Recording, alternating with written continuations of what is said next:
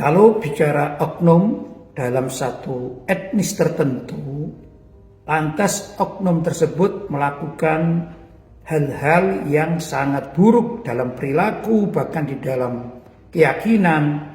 Apakah etnis tersebut perlu dibubarkan? Tentu bukan itu jawabannya. Karena pada setiap etnis atau marga atau suatu kelompok ini tentu ada orang-orang yang memang tidak memiliki akal dan pemikiran yang baik sehingga melakukan kegiatan-kegiatan dan ritual barangkali demikian yang keluar dari jalur-jalur syariat Islam. Namun yang pasti dalam suatu etnis, kalau kita bicara di kalangan umat Islam, tentu mayoritas dari etnis atau marga atau suatu kelompok tersebut tentunya adalah orang-orang yang baik. Hanya beberapa oknum saja, walaupun oknum itu banyak. Kalau kita bicara dari kalangan habaib Ba'alawi, tentu kita akan mendapatkan beberapa oknum, bahkan juga mungkin banyak, yang keluar dari jalur atau torekot nenek moyangnya, yang mana nenek moyang mereka adalah orang-orang baik dan soleh, bahkan yang alim sangat banyak. Demikian juga kalau kita bicara tentang kehidupan para kiai dan putra-putranya, yaitu para gus atau yang umum dikatakan gawagis di dalam istilah pesantrenan, tentu ada juga dengan banyak oknum-oknum yang merusak akidah dan juga perilaku akhlak, atau juga di kalangan ustadz-ustadz, bahkan juga di kalangan para masyayikh yang tiba-tiba melakukan sesuatu yang keluar dari ajaran Ahlussunnah wal Jamaah.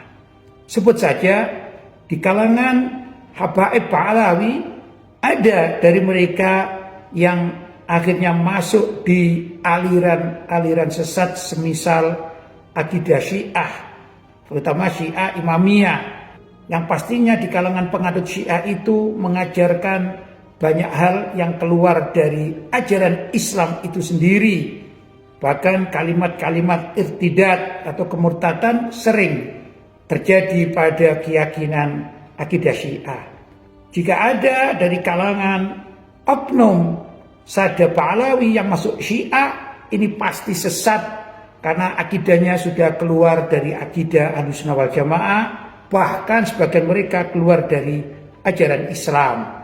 Demikian juga di kalangan kiai atau gus atau lora atau ajengan atau yang semisalnya, ada tentunya orang-orang yang ikut aliran sesat seperti liberal yang meyakini bahwa semua agama itu benar. Jelas ini pelaku sesat. Kalau mengikuti kaidah di dalam kitab Sulamut Taufik bisa masuk di dalam wilayah-wilayah kemurtadan. Tentunya segala etnis atau marga atau kelompok ada orang-orang baik di antara mereka, tapi juga ada yang sesat. Belum lagi kalau masalah akhlak atau kebiasaan. Apakah ada di kalangan habaib Ba'alawi yang merusak tatanan, kemudian merubah sejarah? Saya mendapati ada seorang gus atau kiai yang ia ada acara di suatu desa, kemudian di situ ada makam umum, yaitu seorang penghuni kampung tersebut. Tiba-tiba sang kiai atau gus yang diwalikan oleh masyarakat mengatakan, ini kuburannya Joko Tingkir, atau ini kuburannya Joko Tole, demikian dan seterusnya.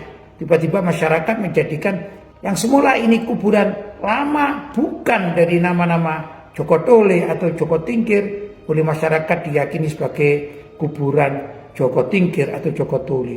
Ini terjadi. Saya juga mendapati di suatu pesantren, tapi salah satu dari gusnya ini orang mengatakan majdub, tapi menurut saya tidak majdub karena dia ini meninggalkan sholat pertama. Yang kedua, dia tahu uang, dia tahu wanita cantik. Nah, ini bukan majdub yang dikatakan ma'dzur di dalam bersyariat, tapi ini adalah oknum yang merusak agama Islam. Pada akhirnya masyarakat mengatakan, gus-gus, atau lora, atau ajengan, dan yang lain sebagainya.